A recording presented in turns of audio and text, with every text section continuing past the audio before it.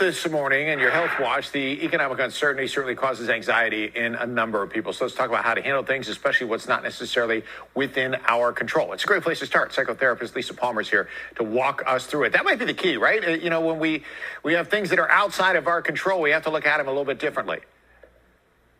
Right. We have to get ourselves in control from the inside out, as I like to say. So let's talk about that. And we can do this by generation when it comes to it. And, you know, if you look at millennials came out of college at a tough time, right? We were in our last big economic downturn, and perhaps they adjusted accordingly, but now see themselves going through this potentially again. Absolutely. I mean, it's a really tough time, not just for millennials, because they're kind of aging. They're getting up there, but it's also like the Gen Z and the younger generation that's trying to figure out how they're going to get on their feet. And a lot of them are, believe it or not, still living with their parents, trying to figure this out, trying to figure out how to, you know, integrate into this economy that we have, and how to get their careers going, and if they can find housing. And housing is not very affordable for anyone, especially the younger folks, trying to figure all that out. And even with the cost of food being so high, you just go, how are they going to do this? And so a lot of them are really facing a lot of fears and concerns, mental health issues, and depression and low self-esteem at this time. So you have that going on with some of the younger generation. Some of the older generation are seeing anxiety because they see their savings whittling away in some cases here. So you're really getting it from all angles. So what can we do about it from a mental health perspective?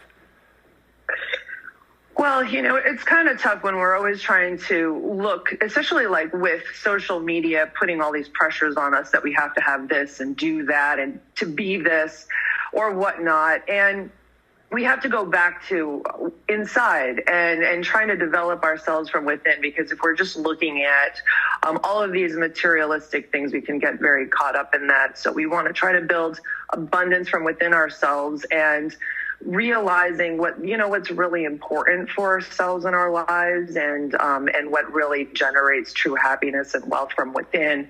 But that being said, we also have to pay attention to our budget and sort of go back to basics with that.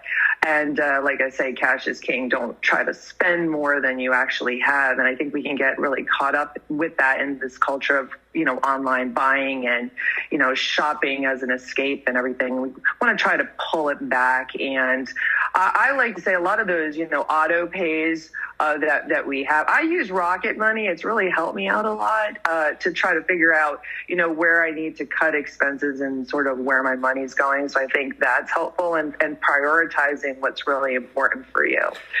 But also, you know, like I said, just paying attention to your mental health and getting those good coping skills in so that you can be balanced. And when you're balanced mentally and physically, you can make better decisions about, you know, how you're spending and how you're living.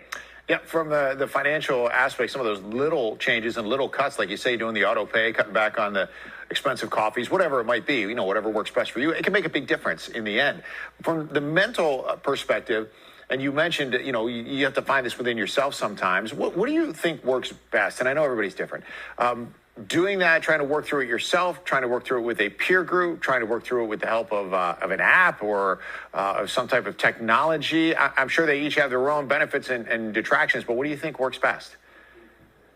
Well, I think for a lot of people, it starts with self-awareness and figuring out what it is that you need and realizing that what you actually need is very important.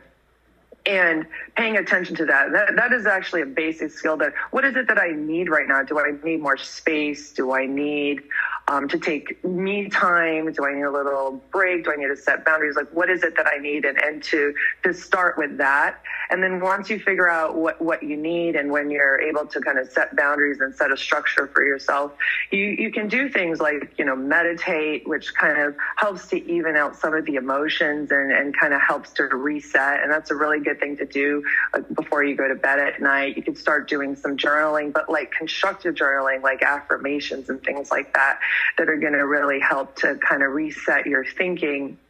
And try to align, what is it that I need? Do I need more self-worth? Well, let me start with maybe a positive core belief about self-worth, like I am worthy for me. And then try to find things in your life that even those little times when you feel worthy. And if you don't, then start creating experiences that are going to be in alignment with that. You know, maybe start surrounding yourself with other people that make you feel worthy, or doing an activity that is in alignment with that. So you want to start building positive core belief systems and start aligning activities that, you know, are in balance with that. I think that's a good place to start. Yeah, and the journaling in itself is really big right now. And if that can help people, like you said, just do it with a, you know, specific either affirmation or, you know, making specific points as well. Lisa, thank you so much for joining us. It is a pleasure. And I know it sounds cliche, but you know yourself better than anybody else. So that always is the best place to start, is with yourself and setting those boundaries or goals. Psychotherapist Lisa Palmer joining us this morning. Thank you so very much. We're going to take a short break now at 8:36. And when we come back, we have more headlines for you.